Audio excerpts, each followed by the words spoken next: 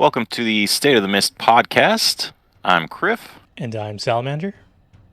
and we're here to bring you the latest information on World versus World. And today we actually have another guest for you guys. Let me introduce you to Apokriphos.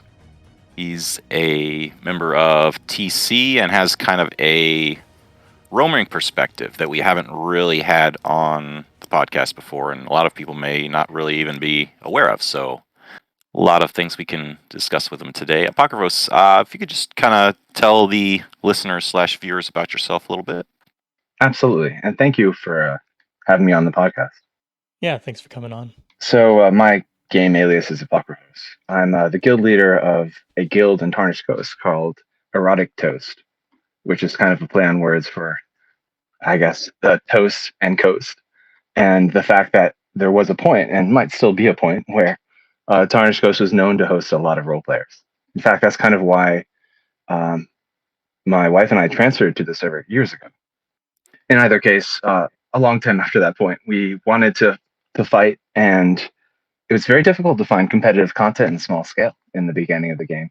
I mean, you would think that was the other case, but so slowly we built up a community of players far before we formed the guild, of people who were just interested in fighting in small groups and were generally from PvP and were just sort of this disincentive to stay in that game mode and wanted to try the more free form style of World of Warcraft. Cool. Yeah, that's definitely a different background and kind of World versus World experience than a lot of people have had, I think. Oh, yeah. And I had been meaning to ask about Tarnished Coast's history as a role-playing server, so I'm really glad you brought that up. That's interesting. Yeah, I've been playing Guild Wars 2 since the beta, and Guild Wars 1, in fact. And that's part of the reason that I was always interested in the competitive content of this game. I was a little disappointed with the way they set up Guild Wars 2. I feel like they significantly simplified the complexity of combat, which is an unfortunate thing. But that's, of course, not what we're talking about today.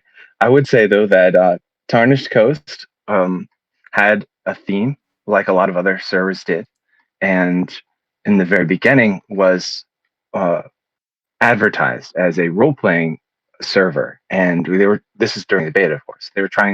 They being random players, were trying to incentivize people to move to that server and become like the role-playing server in PvE, of course. Of course, that transitioned easily into World of Warcraft. And so role players were considered to be, I guess, looked down upon, at least from my perspective, as like casual players, fun players, players who were not really considered in try hard, sweaty style of gameplay that you would expect from the more competitive tiers. And it's something I think we've always taken advantage of by our enemies. And it's been an enjoyable experience for these 12 years. So you have stayed on Tarnished Coast the whole time. You don't have any breaks on other servers, or even, well, I guess alt accounts on other servers. I do have an alt account. I don't use it.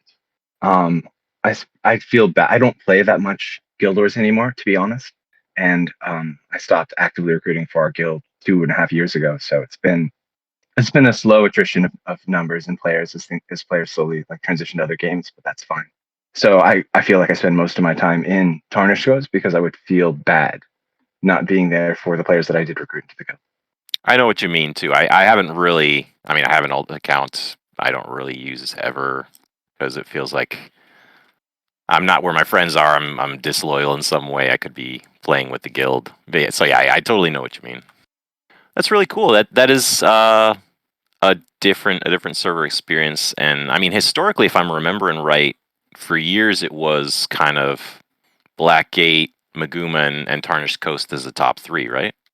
Oh, that's right. Yeah, for a long time, I think that Tarnished Coast just simply through numbers and sheer PPT activity, not necessarily KDR ratios, we were holding the top tier, as you said. And during the first World of World competitive scene, where they actually gave rewards for it, we didn't necessarily win, but we definitely held it, and that scuttled the whole process because of it. But yeah, I think Tarnished Coast has been competitive for a long time.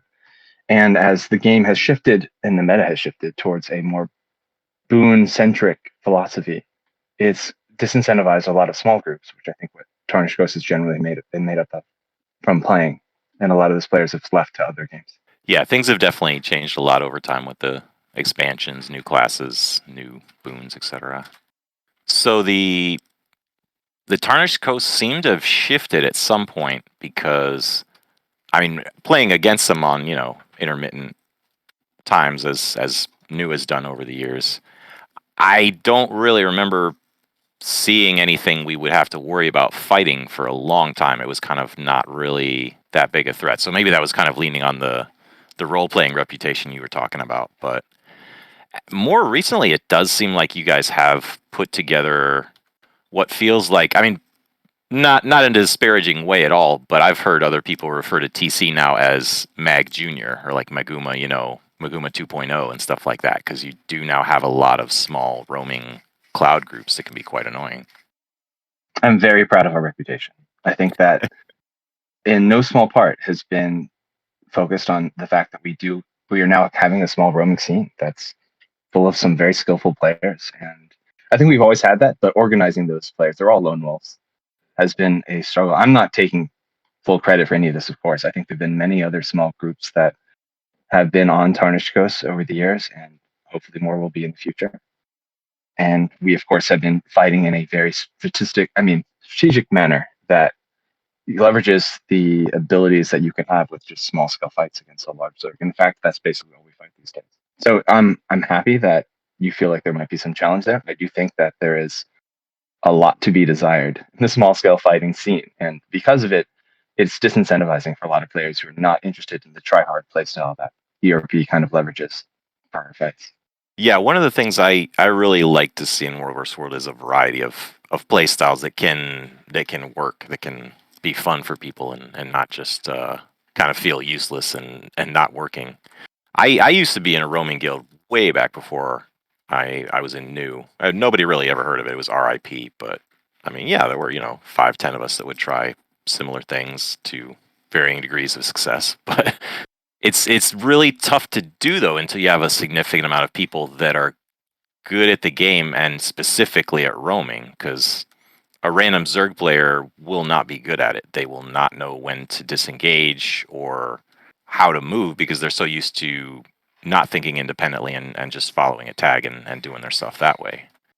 I think that's a real shame, honestly, but I understand completely where you're coming from. And in fact, that I think, unfortunately, is one of the great divides between the roamer and the more Zerg-centric playstyle players that populate World of Warcraft. I don't think those are the only two playstyles, but I do think they probably are the dominant. And I think that means that roamers will see a random Zerg player returning to the Zerg for whatever reason and know to take advantage of that. And I don't think that necessarily leads to a competitive scene like what I would prefer, which of course my origins are from PvP. And a lot of the players in my guild are the same way. So we want competitive fights. We don't really enjoy it when we're killing a poor Zergling who's returning to the Zerg and is just in the way. Of course, doing so is strategically advantageous, so we will do it. It's just unfortunate. Right. Everybody would kind of prefer some challenge and somebody that fights back. And yeah, if your 5-man party is just ganking people on the way back to their Zerg, that doesn't feel as good. Yeah. I think ERP as a whole will generally look to fight other roaming groups, other ganker groups, as you just mentioned, like QQ and IE. And Yeah, there's definitely a lack of smaller guilds in general at all sizes. I think that is kind of, I don't know how it's looked on your side, but in the last few balance patches and months and years, the trend is definitely get big or go home. Yeah, I think that's a very unfortunate choice that Arena has made throughout the years. And honestly, I understand completely why it's happening. It's just extremely depressing for a lot of reasons. So just to give kind of a background on where we're at this point in 2024 with kind of the balance patch and the meta. Previously, we had one, at least on the larger scale of things, where the barrier scourge, the heal scourge, was necessary for all groups of size to give barrier to the group. Now we're in a newer one where chrono is everything, and everyone's taking a ton of chronos for Chaos Aura, since chrono's now buffed to be more support. It's giving stability to the group and can basically replace a Firebrand, as well as doing rips and pulls and all the other things. So that's the current state, I would say. Some people are calling it Boon Ball, which is confusing because there's always been boons and groups have always played in a ball. But that's kind of, I think, what the forums are mad about specifically, and as well as other guilds which are not finding this fun to play against or even with, which is a chrono-based group that is maybe having 2 per party, and it pumps out a crap ton of boons. Yeah, I think a little before the beta, I ran with an OCX group that ran 2 chronos per party, and yeah, that was new to me. Yeah, actually, we have been running into groups like that quite often. There's certain strategies we found that are effective, but a lot of players complain about the try-hard necessity of being able to effectively fight those groups. And that's not a small scale group thing either. At a large scale, it's just the same. Like if the other group is playing that and you're not going to win. It's just too overpowering. And it has kind of a exponential effect too, where because of the way the boons are pumping out, it's leading all the guilds, quote unquote fight guilds, who think they are good, to blob up larger and larger past 35, 40, 50. Well, I think there are several problems here. I mean, honestly, as players, as we are all enjoyers of ArenaNet in this particular game, we want to see it successful. We want to see certain things, and because of that, we have certain bias, right? So it's possible that ArenaNet foresees those things, and I'd like to believe at least that they have a rationale and direction for the buffs they placed on Chrono and Mesmer in general. Honestly, in smaller fights, they also have issues we can talk about. But ultimately, I mean, we don't know, right, as players, what their goal is here. We can definitely make our informed decisions and statements, and I really do hope that ArenaNet listens to them. But in the past, there have been other, we'll call them detrimental, degenerative metas that have existed in both large and small scale. We fought against, and very slowly, over years, they've changed. I suspect that this will probably get adjusted. I hope soon. Maybe with the new weapons. Maybe the new weapons will handle them. It's possible. Yeah, and I agree. No meta is forever. They do always change. And I mean, one of the goals I think they had was dethroning Firebrand as the one class that you absolutely must have as your boon source, and they sure did it. Like they made Chrono so strong that no, you don't necessarily have to take Firebrand. So I mean, balance matches are always overreactions and yo-yo back and forth. So yeah, they'll probably pull it back, and hopefully we get in a more balanced state. But I mean, at least on that goal, I guess they created some new build diversity. They, if Chronos were out there dying to play support, now they have their shot. But there has been a lot of other stuff. I guess, power creep, if you will, with the expansions coming, the changes. One of the more significant ones I remember is they revamped Celestial Gear, so it had more stats, which I think was concentration and expertise. Yeah, those two. That's right. Yeah, so I think that was a turning point that really kind of led to some detrimental things. But before that, I think maybe in your mind frame too, things were in a better state. I don't know when, I guess, on your side of Apokriphos, things kind of started going downhill. Honestly, I mean, it's been kind of a sideways but downhill trend is probably how I'd best describe it. I think that what I've always wanted for the game was basically a 3D-dimensional, I mean, basically being able to jump version of Guild Wars 2. And I'm probably one of the few players who would even talk about that these days, because I think Guild Wars 1, because Guild Wars 1 is just in the past since actually did. But I felt like the complexity of combat in Guild Wars 1 was something I expected in Guild Wars 2. Honestly, I thought that was just a given, considering it's when they reduced complexity and made skills limited in where they're located on the weapon. That honestly was the beginning of what I thought would be a change, hopefully a good one. And as things have gone down, and I think, like you said, Celestial was one of the big changes. Adding those sort of concentration and expertise made Celestial the dominant stat choice for small scale, because you basically can handle being focused. You have enhanced boon durations. You can leave combat a little easier. You can also, with might stacks, take advantage of your condition damage and power damage in specific builds to out-sustain and outburst a lot of classes that would be more reliant on power condition. It's unfortunate. It made the small-scale fights less. I mean, I guess there was an established meta that appeared because of Celestial basically meaning that everyone has to run Celestial. And that was an unfortunate consequence. I think this question you asked is pretty complicated. I don't want to keep asking. I mean, responding to it, so I'll end it there. No, it's good. I mean, and we have to keep in mind too, our listeners may not have some of the backstory or the terminology, and half of them probably didn't play Guild Wars 1 either.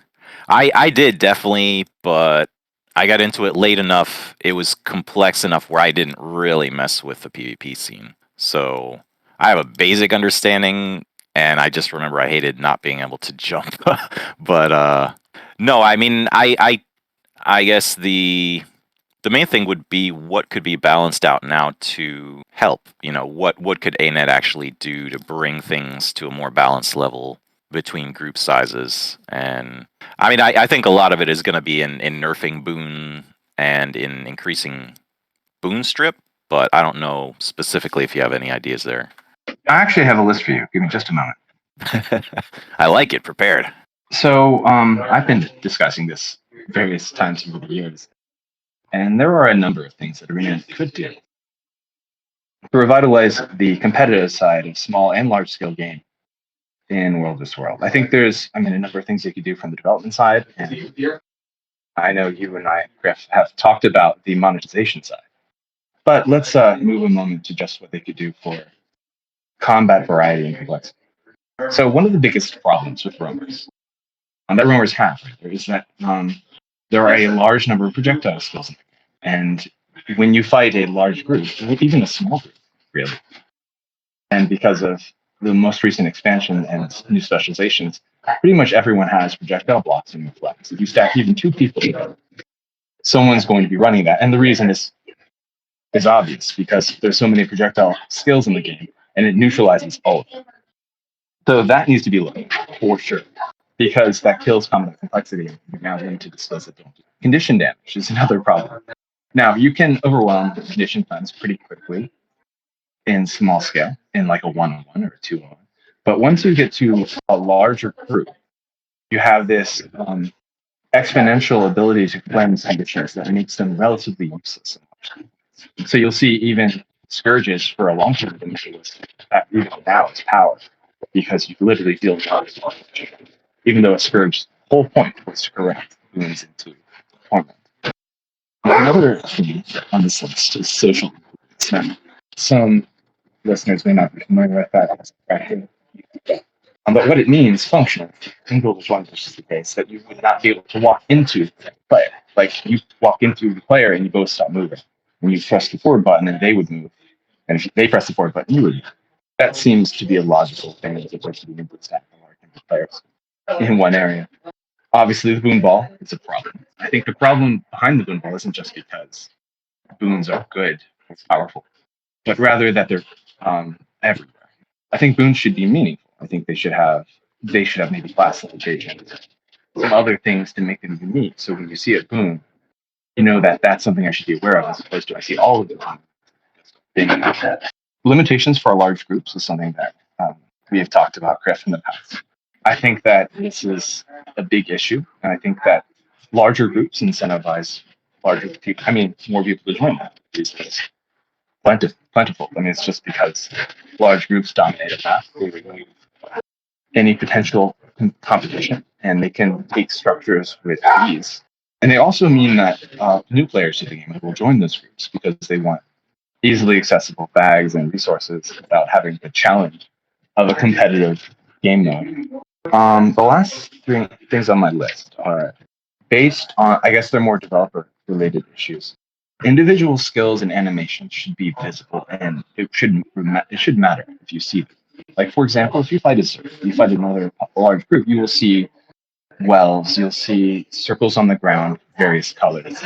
You won't individually see animations. You might be able to see a warrior, things like that. You should be able to see more. I think certainly skills should have a more noticeable animation. So you, as a commander, can make a tactical choice to do something or to not do something, which will enhance the complexity of the game as well. Pull skills and other things that actually lack red circles and animation should have them. I was honestly surprised that the Nesmer's Focus Force skill doesn't really have a visible animation you're going to get pulled, which is one of, I think, of many of issues that Arena needs to address, and those are relatively small and seem things that need to be done. There should be a diminishing return on all CCs, stuns, floats, pulls, etc. You shouldn't be able to stun someone aggressively and basically prevent them from playing the game, right? I mean, that most games, most competitive games, will have a diminishing return on this. Where you stun them for 2 seconds, and stun for 2 seconds, it's actually 1 second. The next stun is half a second, etc. There should be multi-objective capture regions, just like ruins in the Borderlands that most people are familiar with, but that should exist around the map. This would rationalize them to split up, as opposed to sort of like harming the Zerg play by giving them debuff. I think the rational solution here is to make the environment incentive. And I think the last thing I would say was just that there should be an increased viability of builds, unused weapons, unused traits for everything. And I also think that the way that Rune's been built kind of has this sort of class warfare schematic. I don't think that's ideal for a game. It shouldn't be like, oh, Necromancer got buffed and Guardian got nerfed. So that means that Ancient likes Necro better. I mean, I think that's kind of a nonsensical strategy, and no customer should be thinking that, and certainly no internet developer should be. This would be a whole scale thought process depending upon how they would like to balance small scale and large scale fights. And I think I've done my diatribe for the moment, at least. Thanks for that question.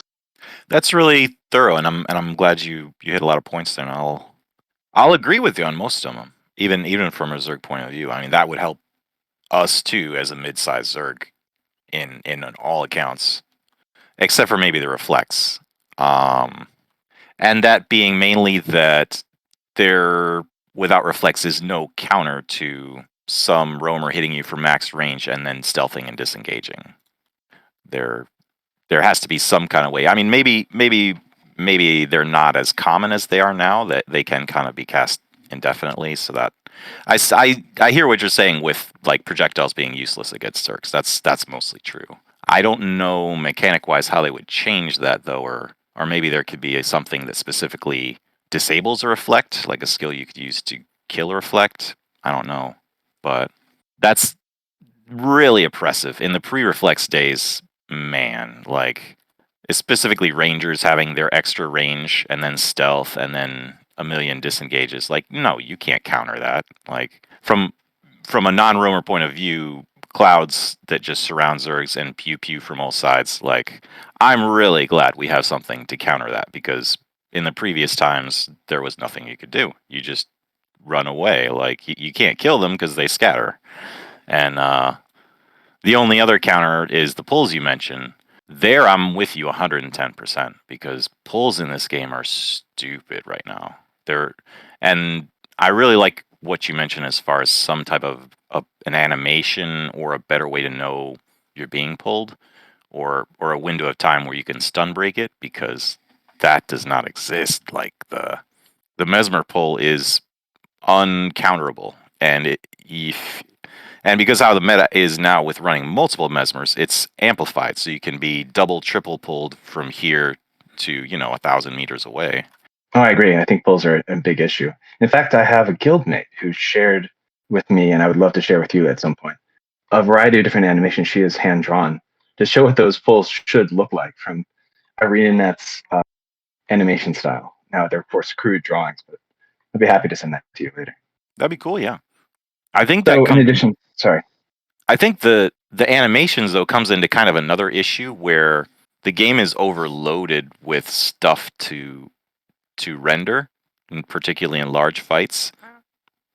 So I don't know if it can handle anymore. Like it's so laggy in three-way fights in SM, and anytime when you have 3 servers engaging, I think they have to take animations out. I don't know what they have to take out, but something is really lagging the game down hardcore in those big fights. That maybe it could be done a different way. Instead of visual animation, maybe it could be like a flash on your screen or something.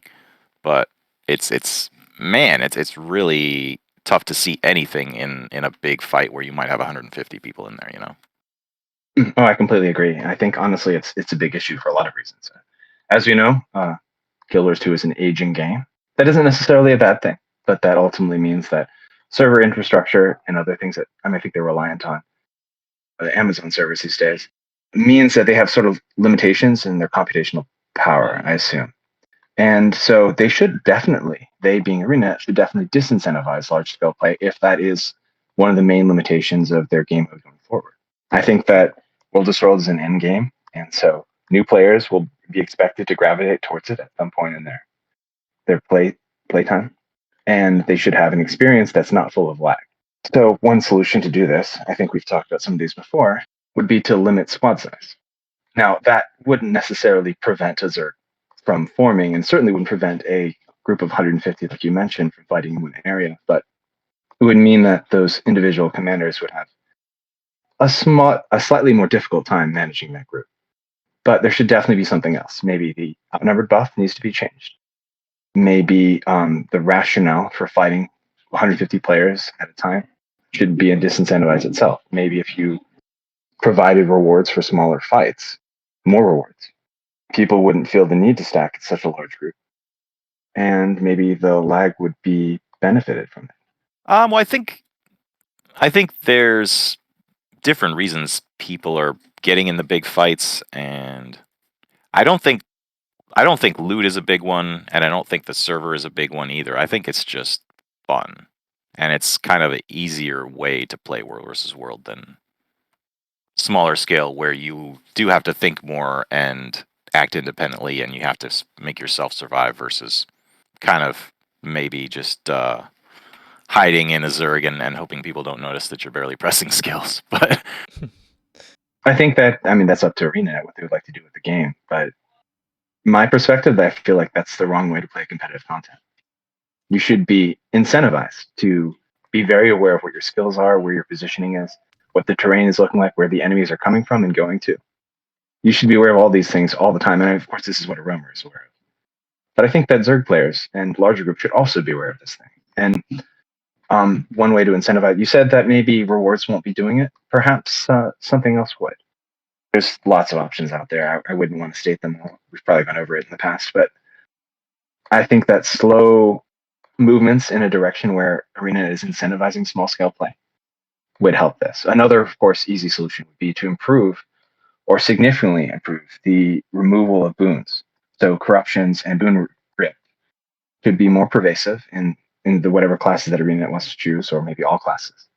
That would disincentivize players from stacking in large groups. And sure, large fights are fun, but small fights are also fun. And you can feel a lot more impactful in those small fights. That would be my argument. You can see the individual skills, and you make choices that are much more impactful in that fight because you are one of a small number of people fighting. I agree. I enjoy small scale fights a lot, but I enjoyed them a lot more before. Now it's rare. Like, part of it is the evolution of the game, and because there's a roaming meta too. And after the last couple expansions, I was done with it. I didn't want to learn the new Willbender build or the new Harbinger build that are the only thing that work. And so I don't think that really has people gravitating towards roaming either, because it's really much tougher to learn and much quicker reaction time required than other game modes that are easier, like, like basic scouting or Zerg play, etc. I think that's unfortunate. I think that's another consequence of ArenaNet. I mean, honestly, I think all gaming companies do this. They will buff the most recent specialization that comes out, and the new weapons will be better. So you will be incentivized to run those builds, and that's true in small scale and in Zerg play, of course. I think that's a problem, right? I think ultimately, after the new shine wears off, ArenaNet should step in and, okay, we're going to rebalance all these weapons to make them useful and equivalent, but for different purposes. I think there's every class, we mentioned this briefly earlier, that every class has a bunch of weapons, traits, and skills that are generally never used. And I would assume that ANET has metrics on this and how to fix it. I really hope they do fix it, because that will just massively improve the game mode as a whole and future proof it, because I know that ArenaNet will be fighting against other competition down the line for this type of gaming space.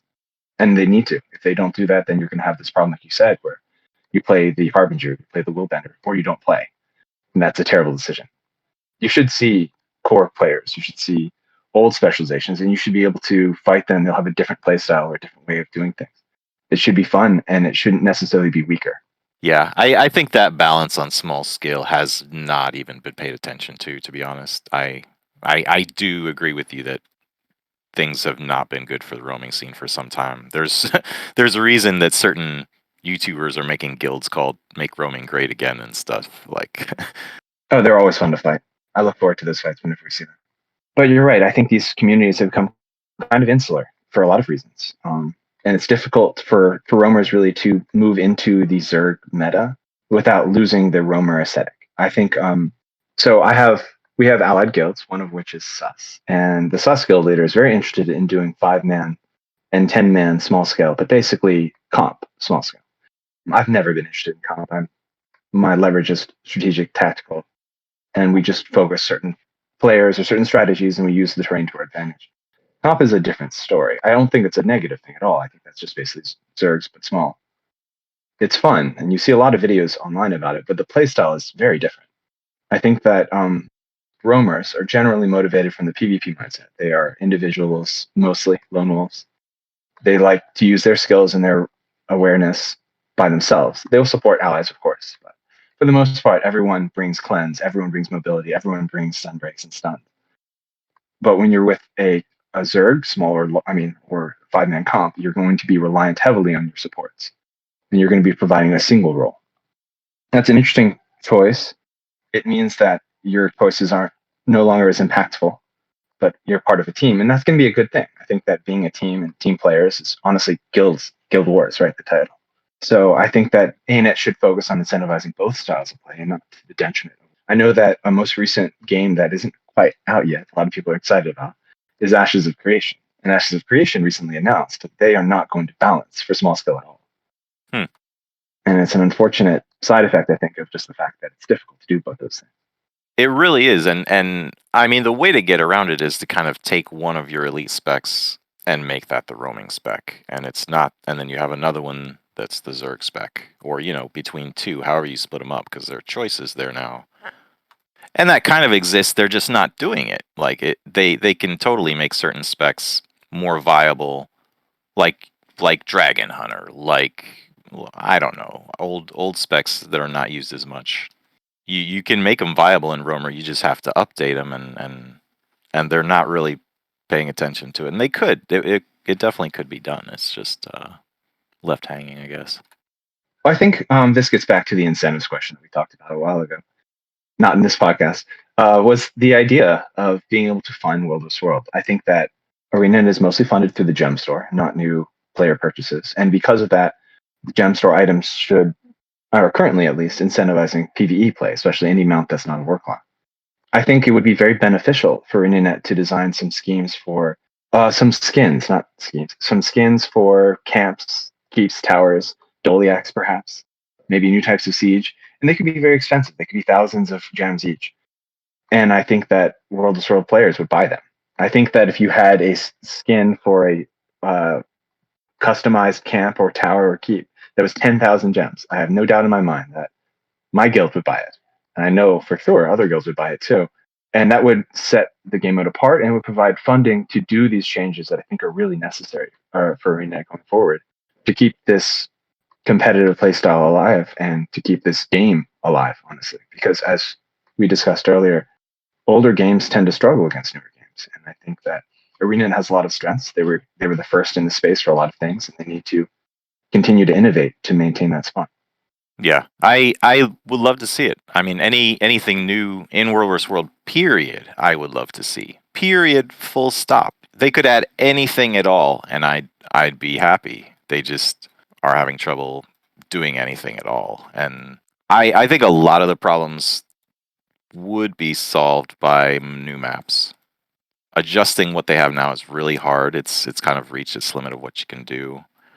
The whole world restructuring hopefully balances population out better, and that's a whole nother can of worms. But the new maps are the only way you can really create the incentives you're talking about for small scale play. I mean, even scoring changes, even rewards for winning the week. Like, no, I don't think people are going to care. It's got to be a little more than that to kind of get people who have habits and social structures that are based on specific type of play to do things differently, and it's going to be like there's everything about the current maps leads you to SM. You go through a Borland, whatever, you win that, you go to EB, and everything directs you to SM. So it's gonna be a big fight. And there are another thing that's kind of, I think, causing a lack in small content is that a lot of this, like, the groups are really isolated. I mean, you said you haven't been, recruiting in some time, and I think a lot of guilds are like that. So the play skills of that smaller scale group are lost as the game loses people to attrition, and there's not being taught to anyone else. Because it's not. It's what some people see as kind of obvious skills, and oh, you should know that, get good kind of thing from SPVP. But those skills just don't exist in the average PvEer, and not really in the World vs. World as well. And I say that as someone who teaches people World vs. World. Like, I've given up on trying to teach people roaming skills because it's a different game mode, and it's a lot more to learn, and it's a lot harder to learn. And there's nobody really picking up that kind of that part of the game where people go from average World vs. Worlder and then they jump into small scale, because it's not like you can just grab 4 friends and do it. You're just going to die all the time and kind of not know what to do on the map. I think what you said earlier is something I really want to talk about, and I also want to talk about this. I'm going to transition into it. You said that you would be excited about any change in World vs. World, and honestly, I think my guild and I are definitely in the same boat. We are all diehard World vs. World players. We don't really play the PvE game mode. I think that's probably true of a lot of World vs. World players. I would be very curious to see what percentage of the total players in Guild Wars 2 all are World vs. World players, and if ArenaNet is interested in incentivizing that number to increase. But more towards that point, I think that the attempts that Guild Wars devs have made towards the world restructuring plans, the latest beta just finishing, and the most recent update where they showed that you can now duel in your guild hall with World vs. World balance. That honestly, that's a huge change for my guild, because previously I had forced basically everyone to buy the Arms to Sebastian pass so we could actually do the training that you were describing. It is very difficult, and a lot of new players who are from PvE do not know how to dodge correctly, let alone synchronize their bursts with allies of the team and move away from single target focus when they are focused to walk through our allies to force, ultimate enemies to get hit through different skills. But ultimately, there's lots of strategies that need to be practiced, and there was no place to do it. And so now that Arena has provided that utility, I really think it's going to help incentivize guilds that are interested in training new players, and certainly help them do that. I like that there are World vs. World stats in guild halls. That is something people have been asking for years, and that's really positive. Yeah, I think you're right there. I wish there was kind of an easier way to get into the guild halls, though. That's where it's still kind of a little bit harder than it should be, but they're getting there. No, I agree with you. That's actually what I was about to say. I think that that's the biggest point here missing, right? Like, ArenaNet does not give you any real tools in the game to find a guild, to join with that guild and learn how to play, and then to use tools in game to perfect those playstyles. And that, like, for example, finding a fight club in a guild hall, which is now a thing, possibly. But to find it, you would need the forums, and you need luck. You would need to find the right group of people. A lot of things reliant on sources of communication outside of the game, which is unfortunate. I think that's something that Arena could look onto if they wanted to invest in. I think that the group finder, party finder features that have been very popular in other games help focus on players and get them where they need to be a lot quicker than using these alternative resources like forums and other tools like Discord. I think where the game's at, they're probably not going to do much of that, just because there's a tendency among developers where if the community is already filling a niche, they're not going to bother because it's already done and they can put their time to something else. Yes, I think that's an unfortunate thing. Honestly, I think the biggest consequence of that decision, and I agree with you, that is their decision, is ArcDPS. Now, for those who are unaware, ArcDPS provides stats and information when you do competitive or PvE content. And that's very, very useful information when you're trying to change or tweak a build to perform a specific function.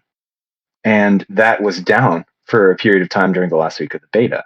So it was really interesting for my guild, who's pretty reliant on it for our strategies, to sort of like feel our way around. And I think I talked with you, Criff, about this, and you were saying that you could have a feeling for how your guild's performing during that week, and you felt like you were okay without it. I think that just shows that you're an exceptional commander and you are aware of those nuances. But I think that ArcDPS is very useful for a lot of people, and I'm perfectly okay if that didn't exist. But since it does exist and is not necessarily supported by ArenaNet structure, if the developer ever decides to leave, I think that ArenaNet could be in a very difficult place.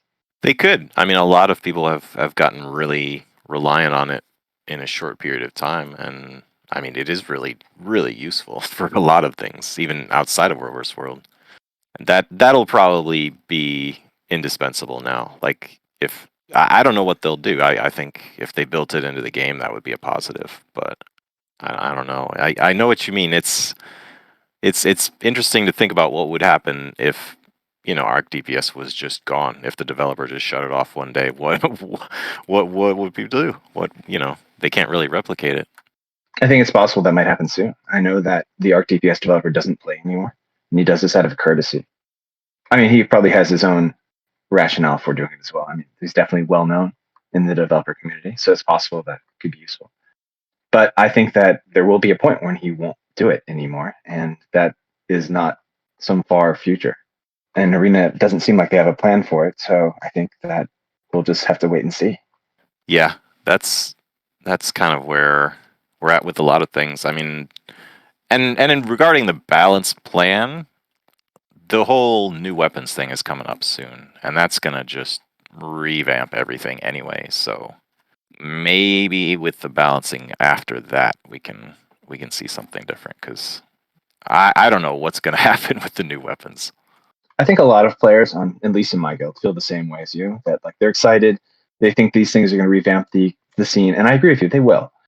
But what I really do not want to see is every class using their new weapon, running around that way. And I just think that's a terrible decision for a lot of reasons. I think the weapon should have a niche. During the beta, I used all the weapons, and my main is Necromancer for a lot of reasons. But the Necromancer swords, there were a lot of compliments about what they provided, and there were also a lot of detriments. If you looked into them more carefully, I remember listening to your last podcast, I think your guest host was talking about the Necromancer weapons. From my perspective, a lot of weapons had significant downsides or significant upsides to the point where they were not balanced well, and that's why they were a beta, of course. But if it turns out that the new weapons are so strong that no one uses anything but them, we are just having the whole experience with the EOD specs again, where everyone is sort of power prepped to the new specs and everything else is sort of beside. And that is terrible for balance. It is, yeah. Yeah, I'm hopeful still. I'm kind of concerned with the tendency for groups to get larger and larger. People feel like it's driven by the meta on one side, but people feel like on the other side it's driven by the world restructuring and the alliances that people are making there.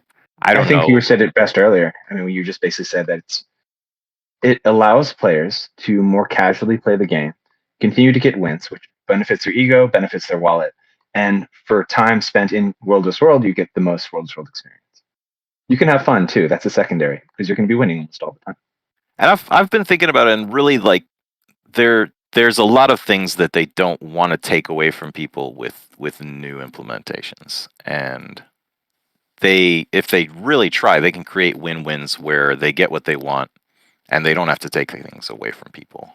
And I think on the small scale side, like not squad size changes, but map size changes are really the only way to actually make it happen. If they implement a new map that only allows you to have 30 people on your team on that map, then small scale have a place. They can contribute to whatever. They can have their fights. They can have their contribution towards score, and it allows space for another type of group that can't really contribute as much now on a map where 50 now 60 are steamrolling around. You know what I mean? That would be. I think it's sorry, Salamander, go ahead. Okay. No, that would be huge for off-hour tags, especially because during EU we have the issue of only being able to pull 20 to 25 people some days, and then end up fighting against an entire map queue, like literally airs 60. And if we did have a map that would cap at 30 people, then we wouldn't have as much of an issue with managing 25 people versus 30, you know? I think that's a really good point that you both bring up. Honestly, I think this is really an interesting idea. So Griff said that bring a new map that's limiting to 30 players per side. Now, I don't think there's anything to prevent those 30 players from stacking on each other. And now you still have just a smaller blob fighting one structure at a time. And then, Salamander, you said that when you play in EU, you'll fight air with 60 plus their map queue versus your at most 30. And Right. it's a difficult fight for sure. I think that both of those problems could be solved the same way. I think the problem really is that the victory point system incentivizes PPT heavily and doesn't balance for a PPT style world versus a PPK style world like MAG.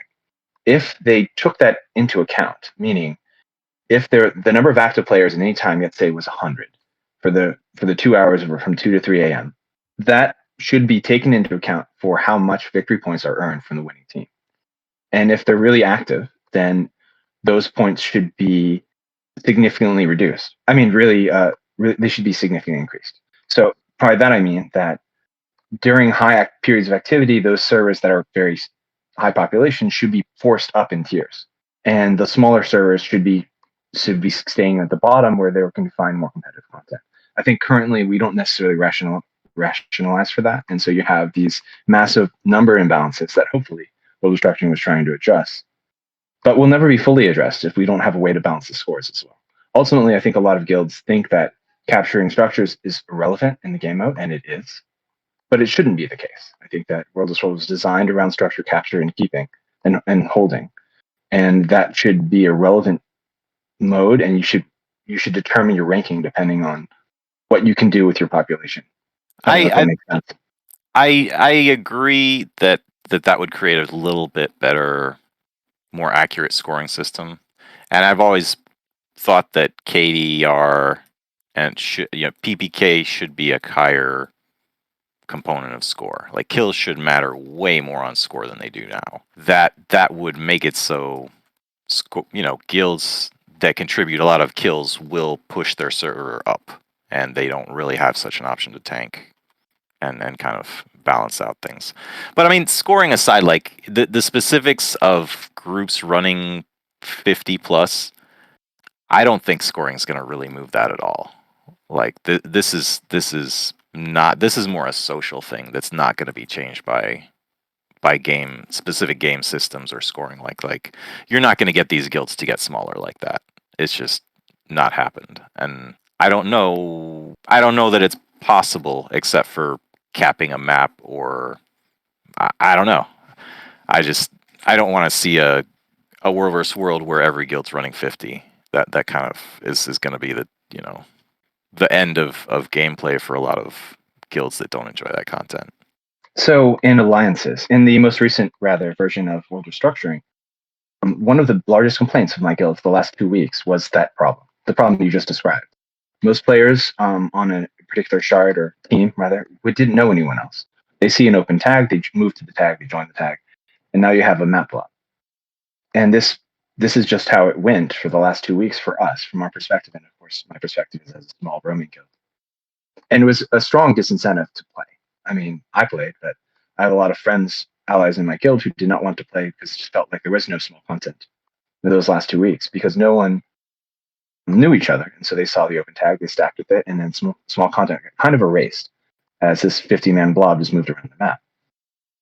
I think that one of the strategies that my guild often will employ against blobs like Indo and things and larger groups was to just basically avoid giving them content. We see them, we move on.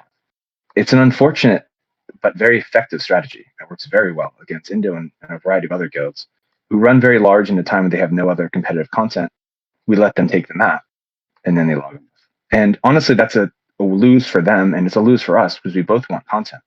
And Arena needs to step in and do something development side to fix that problem. Honestly, it's not good for the game. Agree. Yeah, I don't know why I saw more of that this beta than other betas. Like other betas, it was not as noticeable. Maybe it's just the guilds that allianced up this time, and that's a consideration too. Like the system is new, and that means there are social connections that are being made that between guilds may not last and may not work out, and already aren't working out as far as I'm hearing.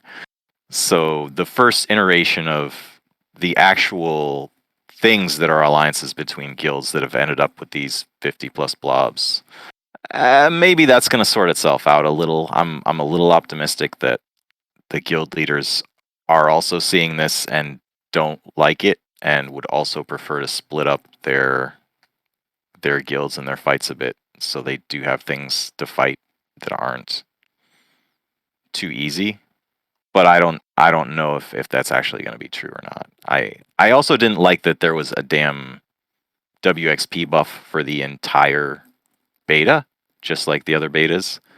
Like, I understand wanting to stress test servers maybe, but don't inflate the population if you want actual data that matters. Like, give us a read of normal population without a bunch of random people that never played World versus World in there messing up everything.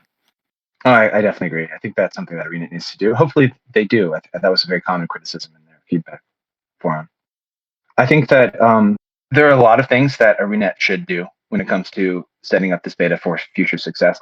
I think, though, that one of the things you mentioned just now, the idea of comp guilds, large comp guilds, wanting to split up as opposed to stack together, is something that I haven't personally seen. I have a lot of friends, other guild leaders who are in those allied alliances, and from my perspective in theirs, it tends to be that smaller comp guilds, let's say when they're running average 30 to 40, want to stack with other comp guilds.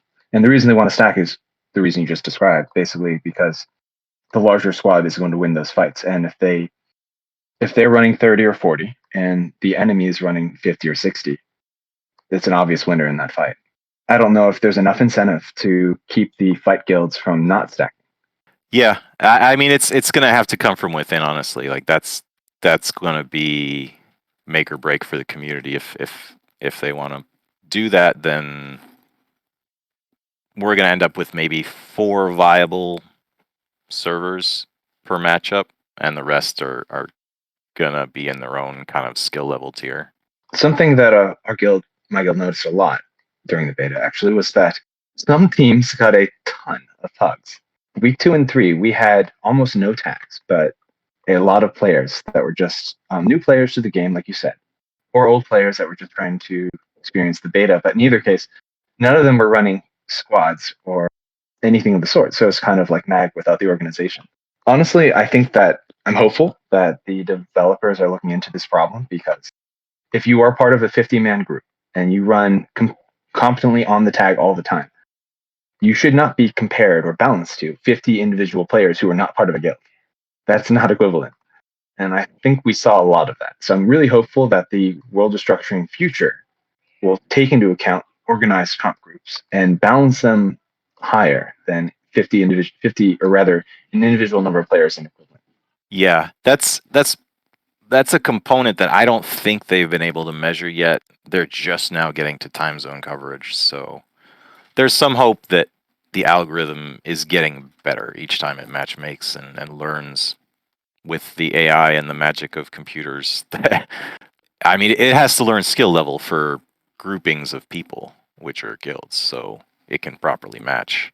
I mean, a 500 person guild of mainly PvE players that is a PvX guild that plays one night a week can't look the same to the system as a 500 person alliance that's composed of 4 fight guilds that have been together for 5 years and play the most recent comp. Like the system in its current form can confuse them and match those two together. So I don't know. I mean, you can't have a perfect system, but hopefully it's improving with each week or each beta. I think that one thing that Arena has done well, at least more recently, attempting to communicate on the commander forums. Whenever there are issues with the beta, I know that the most recent communication has been relatively good. A lot of players had been sent to wrong teams, and that was pretty aggressively fixed. I'm happy for that.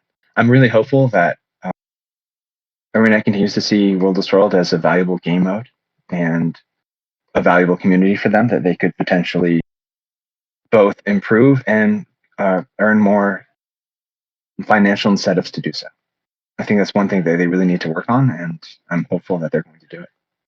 I agree. I had some members that were put the wrong place, and they put in a ticket, and they were fixed really, really quickly. And I heard that pretty universally across other guild leaders, the forums, and stuff. So they handled that really well. And yeah, if they can keep doing that, keep up with the communication. I mean, they can get there. I know a lot of this stuff can't be done with the flip of a switch, but they can get there. All right. Well, I think we'll wrap it up there. But Apokriphos, I really appreciate having you on State of the Mist here, and I mean, it's really good discussion, different point of view than we've had on other episodes. Oh yeah, definitely. Thank you very much for inviting me. It was a lot of fun. And I do want to ask all you listeners and watchers and creeps to like and subscribe and share this to your friends and guilds and discords. And Apokriphos, if you have any projects you're working on or recruitment for your guild or alliance or anything you want to go over, you can go now. If you are a Tarnished Coast player and you are looking for roaming content, feel free to approach me or anyone from ERP. We'd be happy to point you in the right direction and happy to give you tips, tricks, and in-depth training at our guild hall or on Mrs. Bastet. But thank you very much for inviting me, and I really appreciate the opportunity to talk to you guys about the roamer perspective. There's always more to say, of course, but yeah, roamers exist. We are out there. We definitely have impact on fights. We would like to feel like all these skills we talked about, projectiles, conditions, etc., are useful and would add some sort of complexity to combat. Of course, they're going to be useful regardless, as long as the Zergs get balanced in that direction. But I really would hope that ArenaNet would take into account the roamer and small scale playstyle balancing in World vs. World. I think that would just enrich the game and make the experience of every player more enjoyable. Nice. Yeah, I'll go ahead and throw his Discord name into the description, unless you'd like to be reached another way. That's fine. Okay, perfect. All right, everyone. Well, thanks for listening. I'm Criff. And this was Salamander with Apokriphos. Thanks for listening to the State of the Mist podcast. We'll catch you next time.